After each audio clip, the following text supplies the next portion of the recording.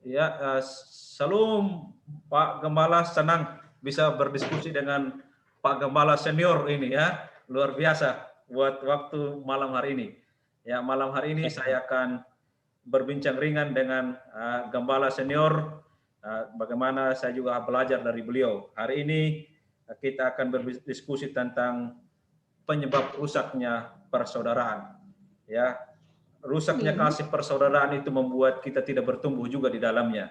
Oleh karena itu, nanti kita akan diskusikan dengan Pak Gembala, yaitu Bapak Gembala Pak Hintoro. Ya, nanti beliau akan perkenalkan dirinya dengan lengkap ketika saya memberikan pertanyaan. Pak, kita akan berdiskusi malam hari ini. Pertanyaan saya, Pak, yang pertama adalah apa sih yang bisa terbentuknya kasih persaudaraan di antara kita, Pak? Ya, bagaimana sih supaya bisa terbentuk kasih persaudaraan itu? Silakan Pak, waktunya untuk Bapak menjelaskan kepada kami. Baik, Shalom, Halo. saudara-saudara kekasih dalam Kristus Yesus Tuhan.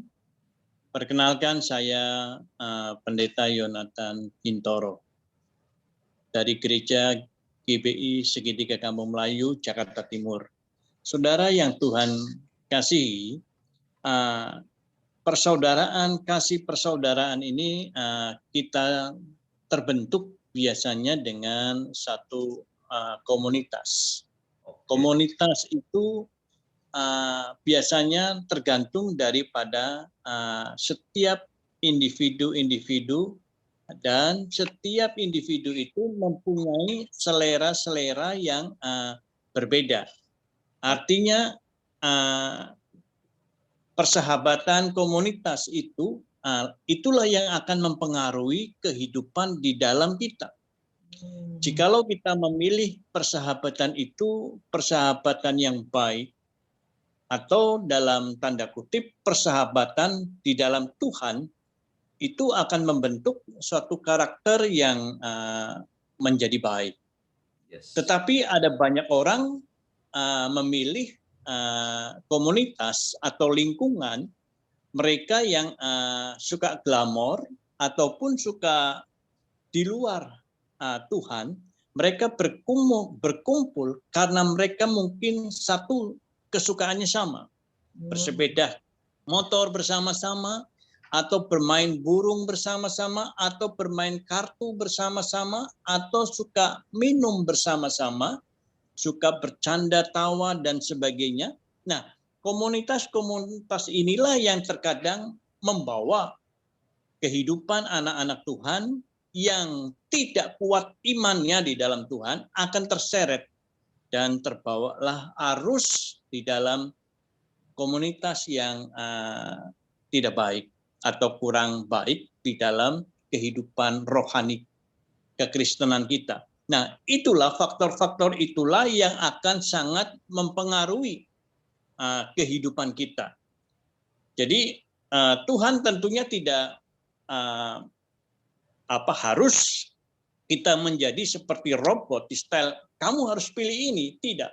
Allah memberikan satu kebebasan kepada kita, engkau yang menentukan pilihanmu yang mana engkau memilih, baik yang baik maupun komunitas yang tidak baik, dan disitulah karakter kita akan terbentuk. Iya. Jadi tadi saya menangkap poinnya ya. Sebenarnya terbentuknya kasih persaudaraan itu di antara kita adalah lewat hobi, ya bisa lewat hobi ya Pak ya, lewat lewat hobi, lewat hobi bersama ketika seseorang senang bersepeda, ketemu dengan orang yang bersepeda, maka terjadilah sebuah komunitas itu ya Pak ya. Tetapi yang paling penting tadi yang Bapak mau sampaikan adalah kasih persaudaraan di antara kita, sekalipun di dalamnya ada perbedaan, tetapi kita dipersatukan oleh kasih itu sendiri, gitu ya Pak ya? Atau Kepala mau tambahkan, silakan Pak. Ya, artinya jikalau kawan kita itu hobi merokok, kita awalnya tidak merokok, ada banyak orang berkumpul bersama-sama dengan mereka. Kenapa kamu tidak merokok? Merokoklah. Ada yang tidak merokok dikatakan banci, ya, tidak jantan. Makanya dengan disinggung perasaannya itu, mereka bangkit dan menyamakan dirinya untuk sama dengan teman-teman yang merokok. Oleh sebab itu terjadilah suatu hubungan komunitas ini menjadi tidak baik. Kehidupan yang tadinya awalnya tidak merokok menjadi merokok. Begitu pula minum. Cobalah minum 1 sloki, gelas kecil. Nanti lama-lama dia terbiasa dengan minuman alkohol dan akhirnya menjadi pemabuk berat. Oke. Disitulah hubungannya menjadi tidak baik. Itulah juga yang dikatakan oleh Rasul Paulus ya Pak ya, pergaulan yang buruk bisa merusak kebiasaan baik. Jadi alangkah lebih eloknya ketika seseorang sebenarnya hidup dalam kasih persaudaraan, dalam artian dia bisa mengenal Kristus. Ya, ketika dia mengenal Kristus, jadi sesuatu yang baik akan dikerjakan. Kira-kira begitu ya Pak Gembala pesannya ya. Betul. Ya. Iya. Oke, Pak, pertanyaan berikutnya Pak. Tadi kan kita bentuknya kasih persaudaraan. Sekarang pertanyaan berikutnya adalah apa yang membuat terjadinya rusaknya kasih persaudaraan itu, Pak? Ada beberapa yang saya bisa sampaikan. Ya. Kasih persaudaraan itu bisa rusak. Yang pertama, kalau seandainya kasih persaudaraan ini berdasarkan hubungan ini berdasarkan uang. Jadi uang inilah yang memegang peranan penting di dalam komunitas mereka. Kadangkala mereka berkomunitas, kalau mereka tidak punya uang, mereka disingkirkan atau tidak dijadikan staf utama atau tidak menjadikan satu kelompok di dalam kelompok itu yang terpenting. Karena mereka tidak mempunyai faktor uang. Istilahnya dia bukan di kalangan ring 1 gitu ya Pak ya? Ya, betul. Mereka akan disingkirkan. Jadi boleh menjadi kelompok mereka, tetapi mereka menjadi kelompok yang tidak penting karena mereka tidak mempunyai uang. Nah, ada peribahasa yang mengatakan bahwa yang lebih fatal lagi, kalau kita tidak punya uang, ada uang, abang disayang. Tidak ada uang, abang ditendang. Nah, sedikit Pak Gembala. Jadi di dalam gereja ini ada juga yang begitu ya Pak Gembala ya? Oh, saya rasa ada juga. Okay. Mereka sangat terlihat. Terkadang mereka duduk bersama dengan orang-orang yang tidak selevel. Mereka pindah ke depan atau ke samping karena mereka tidak merasa bahwa orang yang di sebelah saya ini mempunyai uang. Jadi kelompok-kelompok yang seperti ini terkadang bermunculan di gereja pun akan terlihat semacam demikian. Jadi kelihatan ya Pak ya. Jadi sebenarnya boleh dibilang ini bukan hanya terjadi di dunia luar. Di dalam gereja pun ada kelas-kelasnya masing-masing. Kalau dia bukan orang yang berduit, pasti dia mungkin akan ditaruh di level 2 atau level 3. Kalau yang banyak uang pasti akan dinomorsatukan. Kira-kira begitulah ya Pak ya. Nah, kalau boleh saya tambahkan di dalam keluarga pun akan tercermin jikalau seandainya seorang suami tidak mempunyai finansial yang cukup baik. Mereka bekerja serabutan dan kadangkala mendapatkan uang, kadangkala tidak. Terkadang di dalam pelayanan sebagai istri pun terkadang tidak full di dalam melayani kehidupan di dalam keluarga. Mereka melayani dengan ogah-ogahan, menyediakan kopi atau teh atau makanan pun semaunya.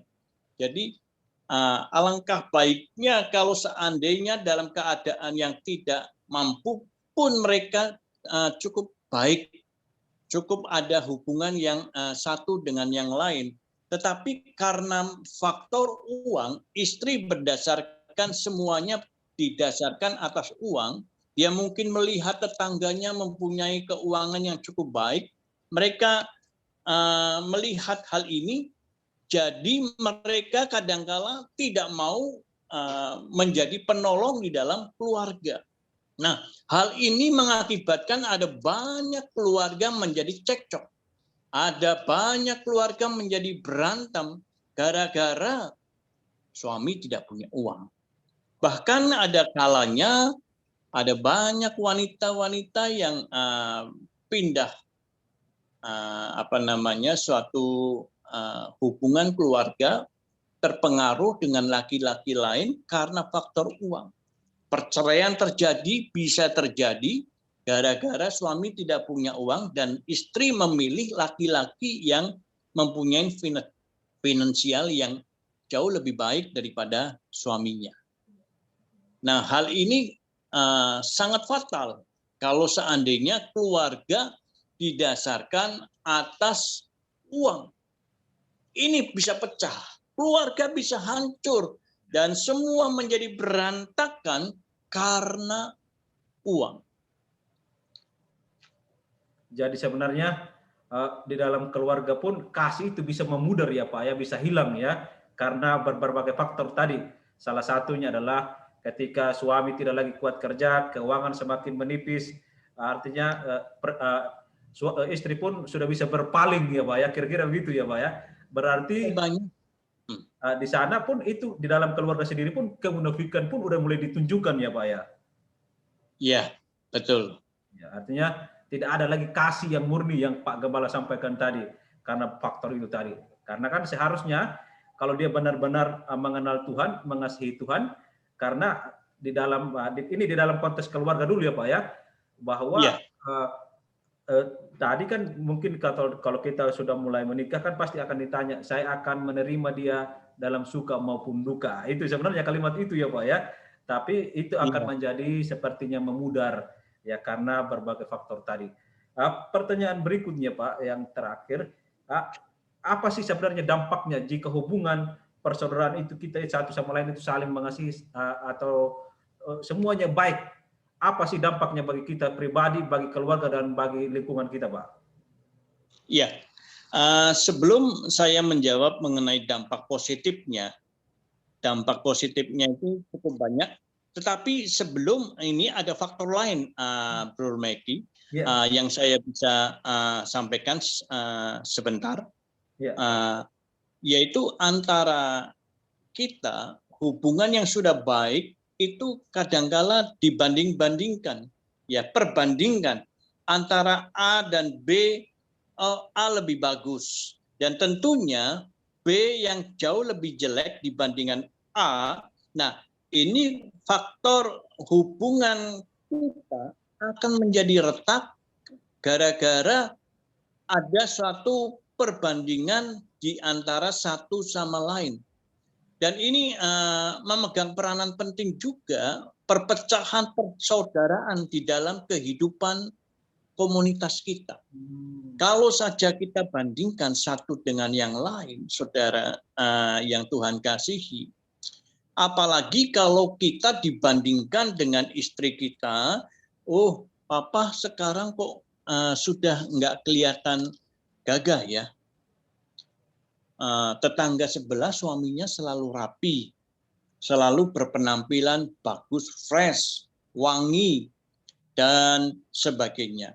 Parlente. Nah, hal-hal seperti ini, apalagi yang mengatakan hal itu adalah istri kita. Nah, kalau saja istri kita mengatakan itu, kita dibandingkan dengan laki-laki lain, saudara, betapa menderitanya suami kita yang sudah hidup mungkin berpuluh-puluh tahun dengan kita. Ya, apalagi laki-laki atau suami kita disinggung dengan masalah kejantanan. Papa kok sekarang sudah tidak jantan lagi ya, seperti 5-10 tahun yang lalu. Saudara. Nah, hal ini akan mengakibatkan suatu dilema yang besar ya, sangat menerpa kehidupan suami kita. Sangat kasihan. Mereka akan berpikir, oh, saya sekarang sudah seperti ini ya, sudah tua. Saya sudah tidak mampu lagi. Nah, karena apa? Istri kita membandingkan dengan laki-laki lain atau dengan pria lain, saudara.